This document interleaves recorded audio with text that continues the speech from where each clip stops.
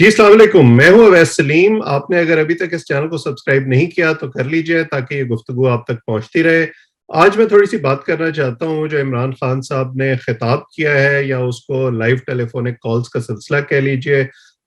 کچھ ماہ کا تعطل آیا جس کے بعد عمران خان صاحب نے یہ سلسلہ دوبارہ شروع کیا ہے۔ ان کے حامی تو اس کو بڑا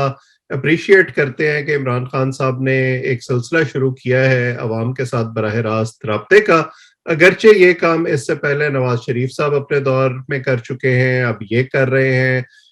درمیان میں ایک دفعہ اگر مجھے ٹھیک یاد ہے تو پرویز مشرف صاحب نے بھی کرنے کی کوشش کی تھی، اور ان تمام جو سربراہان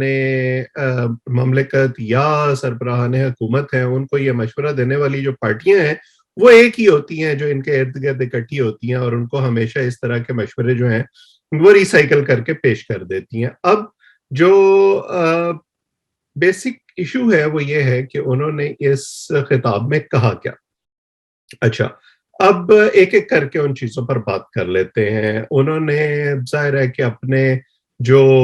دور کے اچھے کام ہیں جو ان کے خیال میں ان کی اچیومنٹس ہیں ان کو گنوایا۔ انہوں نے کہا کہ اکانومی جو ہے اس کو ہم نے بوسٹ دیا ہے، انڈسٹری بہت ترقی کر رہی ہے، جو تعمیرات ہیں وہ ہو رہی ہیں، گھر بن رہے ہیں۔ خاص طور پر انڈسٹری کا انہوں نے ذکر کیا کہ جو مینوفیکچرنگ کی صنعت ہے وہ بہت اس میں اضافہ ہو رہا ہے۔ پھر انہوں نے مہنگائی کا ذکر کیا، اور مہنگائی کا انہوں نے یہ کہا کہ جی دیکھیں مہنگائی ایک مسئلہ ہے، مجھے رات کو نیند نہیں آتی، لیکن یہ ہے کہ یہ جو ہے وہ ایک عالمی مسئلہ ہے، اور کیونکہ ہر جگہ مہنگائی ہے اس لیے ہمارے یہاں بھی مہنگائی ہے۔ لیکن جب ہمارے حکمران اس طرح کا تقابل کرتے ہیں تو وہ یہ کہتے ہوئے تھوڑی سی بددیانتی کا مظاہرہ کرتے ہیں، کیونکہ وہ مسائل کا جب ذکر کرتے ہیں اس وقت تو کہتے ہیں کہ جی دیکھیں پوری دنیا میں بھی اس طرح کے مسائل ہیں، لیکن جب وہ وسائل کا تذکرہ کرتے ہیں تو وہ یہ نہیں کہتے کہ جی ہمارے یہاں بھی اس طرح کے وسائل ہونے چاہیے یا عوام کے لیے اس طرح کا ریلیف ہونا چاہیے جس طرح کے وسائل جو ہیں وہ پوری دنیا میں مہیا کیے جاتے ہیں، تاکہ تقابل جو ہے وہ پھر ذرا فیئر ہو سکے، ذرا زیادہ مناسب ہو سکے۔ جو انہوں نے اپنی اچیومنٹس کا تذکرہ کیا ہے یقیناً ان میں سے بہت سارے کام ہو رہے ہوں گے، کیونکہ ہر حکومت میں ظاہر ہے پاکستان ایک فنکشنل ملک ہے، پاکستان کے ادارے اپنا کام کر رہے ہیں، اور جو بیوروکریسی ہے، جو مختلف ڈپارٹمنٹس ہیں، وہ کچھ نہ کچھ کام ہر حکومت میں ضرور کر رہے ہوتے ہیں۔ ہر حکومت جو ہے وہ نامکمل فرشتہ ہوتی ہے، نامکمل شیطان ہوتی ہے، لیکن ہوتا کیا ہے کہ اس کے حامی جو ہیں وہ صرف اس کو فرشتہ سمجھتے ہیں، اور اس کے جو مخالف ہیں وہ اس کو شیطان سمجھتے ہیں، اور اپنی اپنی سائڈ کو پک کر کے اس کا ڈھنڈورا پیٹتے رہتے ہیں۔ اب جیسے اسی حکومت کو اگر آپ لے لیں تو اس حکومت میں ٹھیک ہے کہ یہ فوکس نظر آتا ہے کہ یہ ایکسپورٹ کو بڑھانا چاہتے ہیں یا انڈسٹری کو فروغ دینا چاہتے ہیں، اس کا جو امپیکٹ ہے وہ 5 سالوں کے بعد نکلے گا۔ میں ذاتی طور پر اس سے کوئی اتنا ہوپ فل اس لیے نہیں ہوں کیونکہ وہ ڈاکٹر محبوب الحق صاحب ایک آئے تھے ورلڈ بینک سے، اور وہ ضیاء الحق کے دور میں وزیر خزانہ تھے، اور وہ ہماری جو اشرافیہ ہے اور بیوروکریسی ہے اس کو یہ سکھا گئے تھے کہ ٹرکل ڈاؤن ایفیکٹ ہوتا ہے۔ جب اکانومی بڑھتی ہے اور اس اکانومی کا سائز بڑھتا ہے اور اس اکانومی کے کا جو اوپر کا طبقہ ہے جب ان کو فائدہ ہوتا ہے اور جام جب چھلکنا شروع ہوتا ہے تو پھر نیچے والوں کو بھی الٹیمیٹلی اس کا فائدہ پہنچنا شروع ہو جاتا ہے۔ لیکن وہ جیسے عامر متین صاحب بالکل صحیح کہتے ہیں کہ ہماری اشرافیہ جو ہے وہ جب ایک برتن چھلکنے لگتا ہے تو اپنا دوسرا برتن فوراً اس کے نیچے رکھ دیتے ہیں، وہ اس کا جو بینیفٹ ہے وہ عام آدمی تک پہنچنے ہی نہیں دیتے۔ اور اس حکومت میں بھی ایسے ہی لگ رہا ہے کہ جو کارٹلز ہیں ان کو ٹیک آن کرنے کی، ان کو ٹیکس کرنے کی، ان کو ریگولیٹ کرنے کی ہمت عمران خان صاحب میں بھی نہیں ہے۔ اسی لیے کبھی جو چینی کا سکینڈل ہے وہ سامنے آتا ہے، کبھی آٹے کا آتا ہے، کبھی کھاد کا آتا ہے، اور کبھی کسی اور چیز کا آتا ہے۔ سو ابھی دعوے ہیں، لیکن ان دعووں سے نتیجہ کیا نکلتا ہے یہ دیکھنا ہوگا مجھے۔ کوئی اس حوالے سے جیسے میں نے اپنی پچھلی ویڈیو میں جو میں نے اکانومی پہ کی تھی اس میں بھی کہا تھا کہ جب تک اس کے اثرات نیچے تک نہیں پہنچیں گے، عام آدمی مہنگائی کے اثرات سے لڑتا رہے گا، اس کی قوت خرید نہیں بڑھے گی، وہ اشیاء ضروریہ خریدنے کے قابل نہیں ہوگا، تب تک آپ اس کو جتنی مرضی کہانیاں سناتے رہیں کہ جی یہ گلوبل مسئلہ ہے اور یہ ہے اور یہ وہ ہے، تب تک بات نہیں بنے گی، کیونکہ آپ نے خود ہی یہ سبق لوگوں کو پڑھایا ہے کہ جی جب مہنگائی ہوتی ہے تو حکمران چور ہوتا ہے، جب ڈالر بڑھتا ہے تو حکمران چور ہوتا ہے، جب بل بڑھتے ہیں تو حکمران چور ہوتا ہے۔ تو اب آپ حکومت میں آ کے 4 سال کے بعد لوگوں کو یہ نہیں کہہ سکتے کہ نہیں نہیں اب آپ مجھے اس معیار پہ جج نہ کریں، وہ تو میں نے ویسے ہی سیاسی فائدے کے لیے باتیں کی تھیں۔ اچھا پھر اس کے بعد ظاہر ہے انہوں نے اپنے یوزول ان کا ایک سبجیکٹ ہوتا ہے، انہوں نے اپوزیشن پہ بات کرنی ہوتی ہے، وہ انہوں نے کی اور انہوں نے کہا کہ میں تو ان کو کرمنل سمجھتا ہوں اور ان کو این آر او دینا بڑی غلطی تھی وغیرہ وغیرہ۔ ہمیشہ کی طرح انہوں نے میڈیا کو بھی ذمہ دار ٹھہرایا کہ جی اصل میں میڈیا جو ہے نا یہ بڑا قصوروار ہے، یہ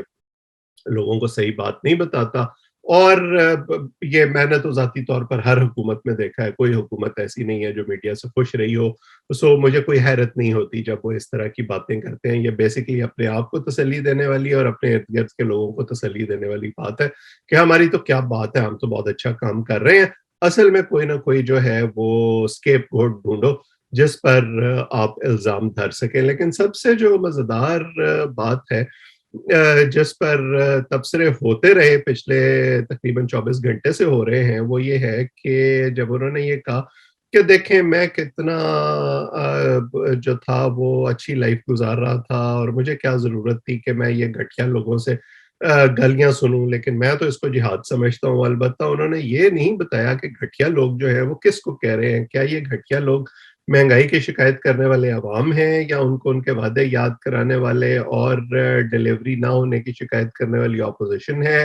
یا ان کو آئینہ دکھانے والا میڈیا ہے، یا وہ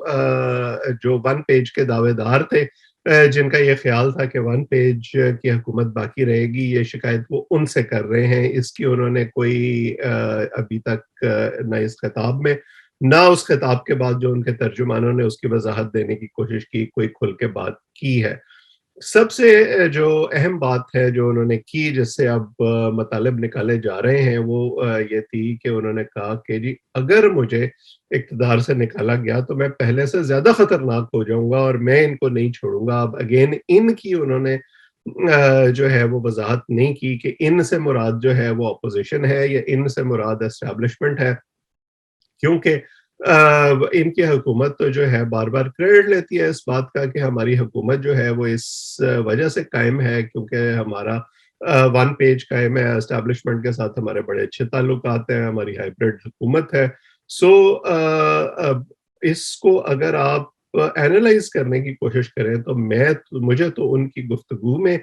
اور ان کے اس جواب میں ڈیسپریشن زیادہ نظر آئی، کیونکہ اگر معاملات آپ کے کنٹرول میں ہوتے ہیں، آپ مطمئن ہوتے ہیں، آپ کو کوئی خطرہ محسوس نہیں ہو رہا ہوتا، تو آپ کو جو اس قسم کی بڑھ کے مارنے کی یا اس قسم کی دھمکیاں دینے کی ضرورت نہیں پڑتی۔ وہ اطمینان آپ کی گفتگو میں سے جھلکتا ہے، آپ کے لہجے میں سے جھلکتا ہے، اور جب بے چینی آپ کے ایکشنز میں اور آپ کے الفاظ میں امڑ آئے تو اس کا مطلب یہ ہوتا ہے کہ کہیں نہ کہیں کوئی نہ کوئی گڑبڑ ضرور موجود ہے۔ اور جیسے میں اپنی ویڈیو میں ذکر کرتا رہتا ہوں کہ اسٹیبلشمنٹ کے ساتھ بھی معاملات کوئی اتنے اچھے نہیں ہیں، اور جو ان کی پارٹی کے لوگ ہیں خاص طور پر پنجاب میں وہ مختلف جگہوں پر رابطے کر رہے ہیں۔ وہ اگلا الیکشن ان کی ایک بڑی تعداد ایسی ہے جو نہیں لڑنا چاہتے پی ٹی آئی کے ٹکٹ پر۔ سو یہ تمام باتیں اگر ہم تک پہنچ رہی ہیں تو ظاہر ہے عمران خان صاحب تک بھی پہنچ رہی ہوں گی۔ تو یہ ایک اظہار ہے ایک طرح سے اس فرسٹریشن کا جو شاید وہ ان معاملات کو دیکھتے ہوئے فیل کرتے ہیں کہ 4 سال میں ہی وہ جس پیڈسٹل پر بیٹھ کر اقتدار میں آئے تھے، معاملات یہاں تک پہنچ گئے ہیں جہاں اب اگلے 5 سال جو ہے وہ انسرٹن نظر آ رہے ہیں۔ اور مجھے لگتا ہے کہ یہ بے چینی اور یہ فرسٹریشن جو ہے یہ مزید بڑھے گی آگے، کیونکہ جو مہنگائی کا تانا بانا ہے اور جو اس کا تعلق ہے